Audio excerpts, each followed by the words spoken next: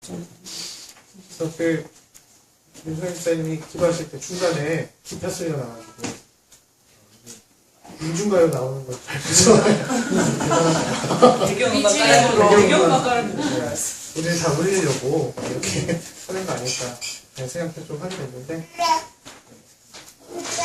요새 제가 제일 싫어하는, 요새 가장 대립하고 제일 싫어하는 사람이 386대거든요. 네, 386대인데 또 어제 이제 63세 기념 행사를 보고 또 여러 행사를 보면서 얼마든지 공존할 수 있고 얼마든지 같은 방향을 보고 갈 수 있겠다는 생각도 좀 하게 되는 요즘이었습니다.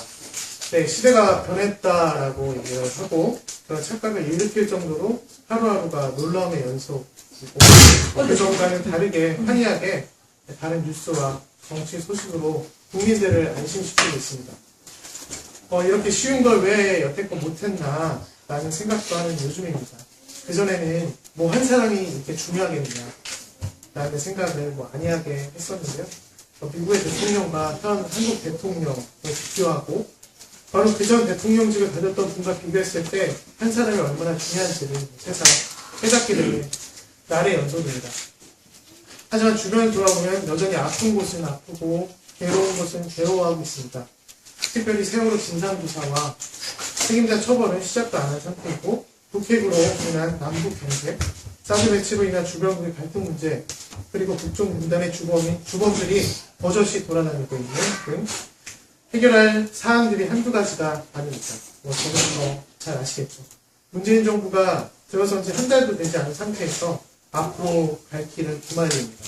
그래서 기대하고 바라는 것도 산더미라는 생각도 들지만 언제쯤 나아질까라는 생각도 또한 하게 됩니다. 현재 경제 국면들이 정리되고 여러 난제들이 해결되는 상황이 하루빨리 왔으면 하는 바람입니다. 비정상의 정상화가 생각보다 쉽지 않고 지난한 과정들의 연속임을 우리는 반드시 알아야 합니다. 나빠지고 후져지는 것은 한순간인데 비해 좋아지는 과정은 어렵고 시간이 얼마나 걸릴지 모르니 앞으로 선거 하나하나가 중요함을 우리는 알아야 하겠습니다. 네, 시인 허수경의 시인데요. 너 없이 희망과 함께라는 시에서 이렇게 독백합니다. 너는 왔고 이 세기에 생존한 비닐 영혼은 손금에서 내리는 비를 피하며 우산을 편다. 너 없이 희망이여. 몇백 년 동안 대피된 항의였던 희망이여. 비닐 영혼은 억울하다. 너 없이 희망과 함께. 우리는 절망적인 상황에서 희망을 품고 힘들게 때로는 처절하게 버팁니다. 희망이 있기 때문에 버티는 것이기도 하겠지만 너 없는 희망은 우리에게 어쩌면 별 의미가 없을 수 있겠다는 생각을 하게 됩니다. 그냥 막연한 희망, 즉 비닐 영혼들과 함께하는 희망은 몇백 년 동안 정권이 뒤바뀌며 누군가에게는 희망이 되고 누군가에게는 절망이 되는 순간순간이지만 가장 중요한 사실은 너가 없는 희망은, 바로 옆 사람이 없는 희망은 어떻게 보면 아무런 의미가 없는 희망이 될 수 있음을 우리는 기억해야겠습니다. 아울러 바로 옆 사람이 희망이 되어 살맛 나는 세상을 함께 누릴 수 있는 세상이 오기를 간절히 기도하고 행동해야겠습니다. 이것이 희망이 살아 생동감 있게 펼쳐나가는 것이죠. 그래서 저는 원대한 희망을 꿈꾸는 것보다 바로 내 옆 사람이 희망이 되고 변화한다면 더할 나위 없겠죠. 옆 사람이. 그곳이 하나님 나라이고 천국이 되고 되는 경험이 되지 않을까 싶습니다. 그리고 조심스럽게 예단해 봅니다. 옆 사람과 인사했으면 좋겠습니다. 당신이 희망이 되었으면 합니다. 당신이 희망이 되었으면 합니다. 당신이 희망이 되었으면 합니다. 네, 대통령이 바뀐다는데 옆 사람이 변하지 않으면 똑같은 일이 계속 벌어질 거라는 생각을 좀 하게 됩니다. 오늘 본문은 예레미야의 말씀입니다. 먼저 예레미야가 어떤 사람인지를 잠깐 살펴보겠는데요. 예레미야 1장 1절에서 보듯이 그는 아나도 출신입니다. 1장 1절에 이렇게 나오는데요. 그는 베냐민 땅 아나도 마을의 제사장 출신인 hil기야의 아들이다 라고 얘기를 합니다. 아론의 직계 계보가 아닌 다른 쪽의 직계 계보인데요. 아나도 출신이라는 것이 좀 중요한데요.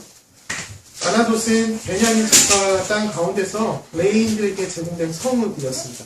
왕이 계승 다투는 와중에 아도니아의 편에 가담했다가 솔로몬에게 쫓겨난 제사장 아비아달도 아다노 출신인데요. 아비아달은 지방 성소인 실로의 전통과 연결되었을 뿐만 아니라 아비아달이 솔로몬에 의해 한직으로 밀려난 이후 아나도 제사장들은 늘 변방 의식을 갖고 살았을 것입니다. 한마디로 예레미야는 지방 변방 출신입니다. 변방은 중심에 속하지 못하는 곳이고 기존 체제에 소외된 곳이기도 합니다. 다윗이 계획하고 솔로몬이 완공한 성전 체제에 소외된 이들이기도 합니다. 처음 성전은 하나님이 계신 곳을 그럴싸하게 그리고 온전하게 모시기 위해서 건축되었으나 하나님을 예루살렘 성전에 가둔 꼴이 되었습니다. 예전에는 언약궤를 모신 성막을 통해서 하나님의 임재를 깨달았다면 이제는 예루살렘에 가야지만 하나님의 임재하심을 느끼는 아이러니한 상황이 되었습니다. 또한 모든 체제, 의식, 문화, 그리고 정치도 이곳에 집중시켰습니다. 그 안에서는 어떠한 문제점도 발견할 수 없었습니다. 온전히 그 방식대로, 그 성전의 방식대로 살아야지만 출세, 그리고 어떠한 기회, 또 여러 기회를 얻을 수 있었습니다. 이런 방식대로 살아가지 않으면 어떠한 기회도 얻지, 또 주어지지 못하는 방식들이 성전 체제였죠. 소위 1%의 기득권 방식입니다. 여기에는 99%에 대한 배려 따위는 없습니다. 99%는 소위 1%를 떠받치는 사람들에만 불과합니다. 그래서 예나 지금이나 우리들은 이 1%에 들어가기 위해서 안간힘을 씁니다. 이 방식에 벗어나는 순간 낯선 이가 되거나 혹은 경계 밖의 사람이 되죠. 그리고 오늘 본문을 보기 전에 한 가지 더 예레미야에 대해서 알아봐야 될 텐데요. 그 예레미야 시대입니다. 1장 2절은 다음과 같이 말하는데 아몬의 아들 요시아가 유다 왕이 되어 다스린 지 13년이 되었을 때 주님께서 예레미야에게 말씀하셨다라고 얘기합니다. 요시아 13년은 주전 626년에 해당되는데요. 유다 백성들에게 부흥과 개혁의 기대감을 한껏 높였던 요시아 왕의 부름을 받았습니다. 그리고 여호와김 시대 그리고 시드기야까지 이런 예언자의 삶을 살게 되죠. 이때는 바벨론과 애국, 이집트 사이에 갈팡질팡하는 역사의 격동기였기도 합니다. 어떤 세력의 무게추를 더 두느냐에 따라서 나라의 운명이 결정되는 일촉즉발의 상황이기도 했습니다. 주전 586년에 바벨론에 의해서 예루살렘 성전이 파괴되니까요.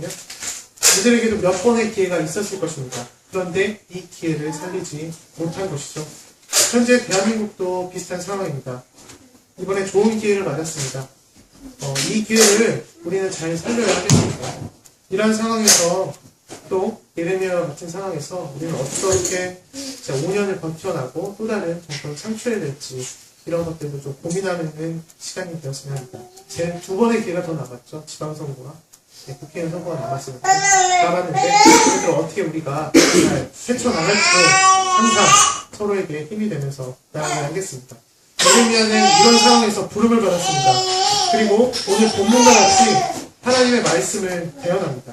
재밌게도 예레미야는 누구 편의 사랑 이야기를 하지 않습니다. 17절과 같이 말하는데요. 주 너의 하나님이 길을 인도하여 주셨는데도 내가 주를 버리고 떠났으니 너 스스로 이런 재앙을 자처한 것이 아니냐라고 하고 있습니다. 골자는 이렇습니다. 하나님을 무시했다라는 이야기이고요. 심지어 너희들이 나를 버리고 떠났다라고 선언합니다. 이스라엘 백성들이 하나님의 인도하심을 전적으로 체험했을 때는 바로 출애굽, 곧 광야 생활을 할 때였습니다. 이 경험은 매일이 하나님의 인도를 직접 눈으로 보고 깨달았던 시기였으며 하나님의 뜻을 묻기 위해서 매달렸던 시기이기도 합니다. 한마디로 하나님만 바라보던 시기였죠. 그런데 이스라엘 백성들은 광야 생활을 벗어나 가나안에 정착하면서 왕을 원했고요. 끊임없이 더 강한 지배체제를 원했습니다. 광야의 생활이 모험과 새로운 시작을 할 수 있는 마음가짐의 연속이었다면 정착하는 그 순간 무언가를 지켜야 하는 숙명에 빠져서 아등바등하는 모습을 연출하고 배타적이고 불통의 모습을 보이게 됩니다. 이는 출애굽 이후 광야를 떠돌면서 이스라엘 백성들이 하는 불평 불만 중 하나였죠. 차라리 내가 광야를 떠도는 것보다는 이집트의 노예로 다시 사는 게 좋겠습니다. 라고 얘기하는 그런 불평불만이 해결되었지만 그것은 또한 또 다른 불평불만으로 바뀌게 됩니다. 모든 이들은 정착을 꿈꾸죠. 안정하기를 원합니다. 반면 유목의 삶은 피로감과 불안감을 안고 살아갑니다. 네, 신영국 선생님이 쓴 책인데요.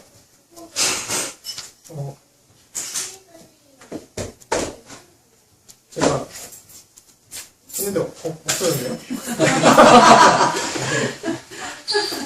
여기도 왔다 갔다 하느라고 생각 같은데, 네, 제가 읽어드리겠습니다. 네, 변방을 찾아서라는 책이에요. 그 책에 이렇게 나옵니다. 변방을 공간적 개념으로 이해하는 것부터 바꾸어야 한다라고 얘기를 합니다. 되게 긴데 읽어봤자 소용이 없을 것 같아서 네, 변방을 공간적 개념보다는 다른 방식으로 바꿔야 된다라고 얘기를 합니다. 변방이 공간적 개념이 아니고 변방성이 되는 순간 정신의 개념으로 바뀔 수 있음을 말합니다. 광야도 마찬가지라는 거죠. 공간적 개념을 뛰어넘어 예레미야도 이스라엘 백성에게 말합니다. 너희들에게 광야의 정신이 남아있느냐? 지금 우리의 생활이 이집트 노예 생활과 다를 바가 무엇이냐? 라고 질문하고 있습니다. 그러면서 14절 같이 포효를 하고 있는데요. 14절은 안주영 청년이 한번 읽어주십시오. 이스라엘이 노예냐? 집에서 태어난 종이냐? 그런데 어찌하여 잡혀가서 원주들의 노예가 되었느냐? 네, 이렇게 얘기합니다. NIV에서는 이렇게 얘기하는데요. 거칠게 해석하자면 이렇습니다. 이스라엘이 태생 자체가 노예냐? 그리고 무슨 까닭으로 그냥 노예로 지금까지 착취당하고 있느냐? 라고 해석할 수 있습니다. 태생부터가 노예인 사람은 없죠. 그렇다고 노예 근성을 타고난 사람도 없습니다. 노예는 만들어지는 것이라는 생각이 듭니다. 만들어지는 것이죠. 이 체제나 문화가 노예를 양산합니다. 노예를 양산하기 위해서는 그 합당한 여러 조건들이 만들어져야 되는데 여기서 가장 심각한 것은 정신의 노예라는 것이죠. 내가 노예가 아님에도 불구하고 노예로 착각하게 만드는 것, 내가 정당한 권리를 누려함에도 불구하고 그렇게 할 수밖에 없는, 그렇게 만드는 기묘한 작동 체계를 우리는 보아야 한다는 것입니다. 예레미야는 오늘 본문에서는 이스라엘 백성들에게 출애굽의 정신, 즉 광야의 정신을 잃어버렸음을 선포하고 있습니다. 정신의 몰락은 바로 망각에서 옵니다. 기억을 잃어버렸다는 것은 바로 기독교인들에게 죄가 될 수 있다는 사실입니다. 특히 하나님에 대한 기억을 잃어버렸다는 것은 엄청난 죄입니다. 그러면서 이어서 예레미야는 18절 19절에 이렇게 나오는데요.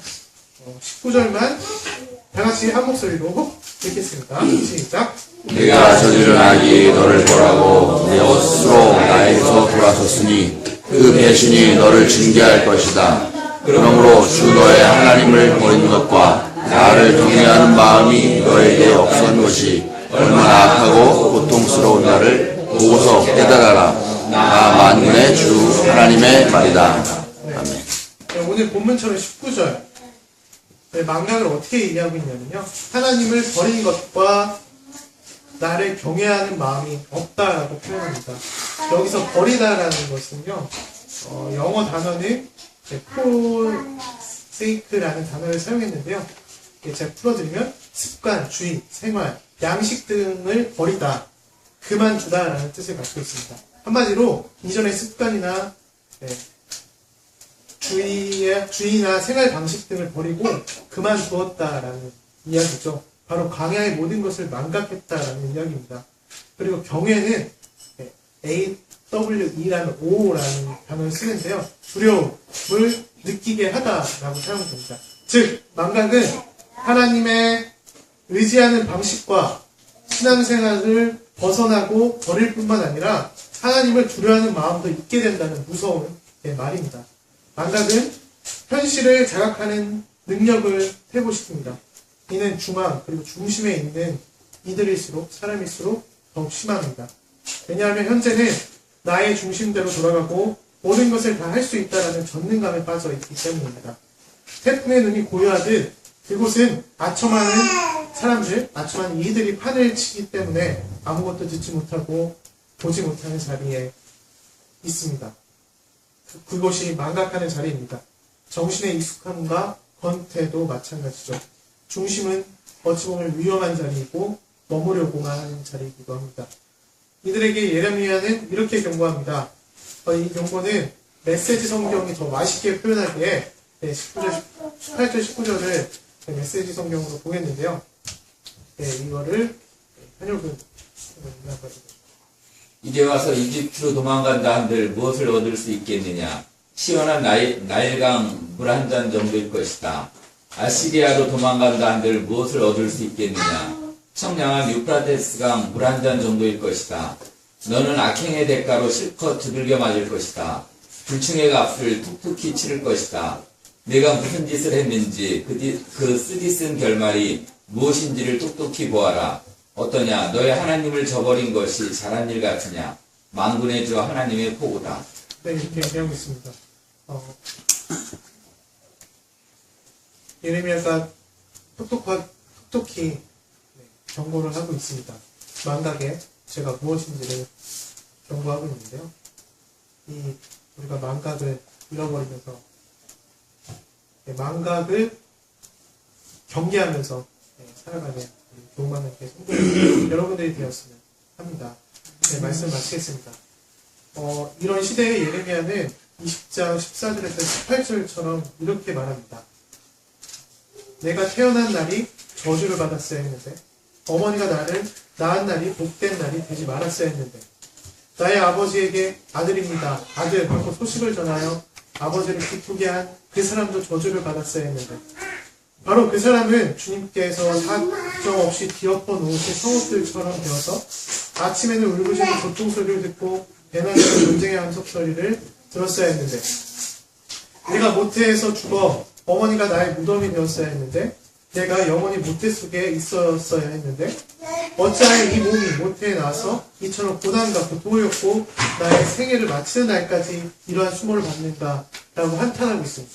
이 땅에 태어난 것을 후회하고 비명에 가까운 외침이지요.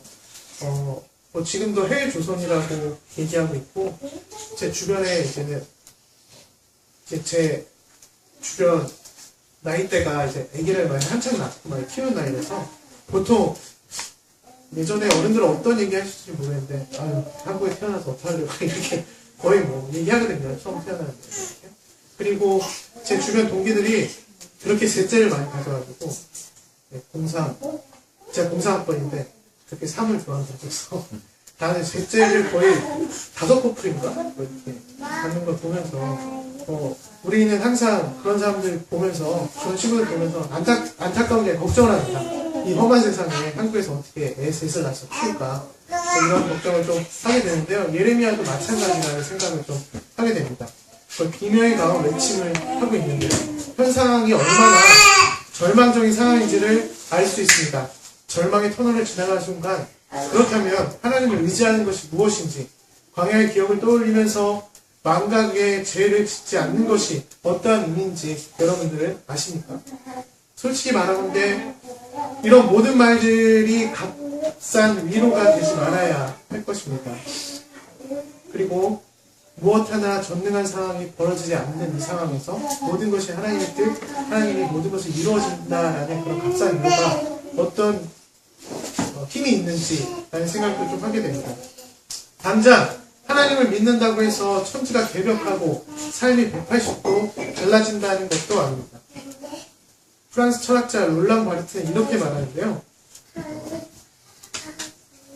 이거를 장로님이 한번. 가장 슬픈 건 아픈 게 아닙니다. 내가 제대로 사랑하지 못했다는 것이고 제대로 살지 못했다는 것이죠. 라고 얘기합니다. 인생에서의 후회는 아쉬움에서 나오겠죠.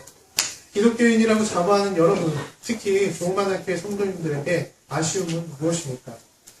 우리들에게는 하나님의 방식을 잊지 않기 위해서 처절한 몸부림도 필요하겠지만 기독교인으로서 제대로 살아가지 못했고 제대로 살지 못했다는 것을 슬퍼하고 후회하는 진정한 강교인 기독교인이 되게 간절히 기도하고 몸부림쳐야 할 것입니다. 만강의 죄를 범하지 않는 것, 공동체가 존재하는 이유이고 우리가 하나님의 사람으로 남는 이유입니다. 결과는 하나님 그분께 맡기되 그분이 들을 수 있게 우리는 제대로 살아가고 제대로 살아야겠습니다.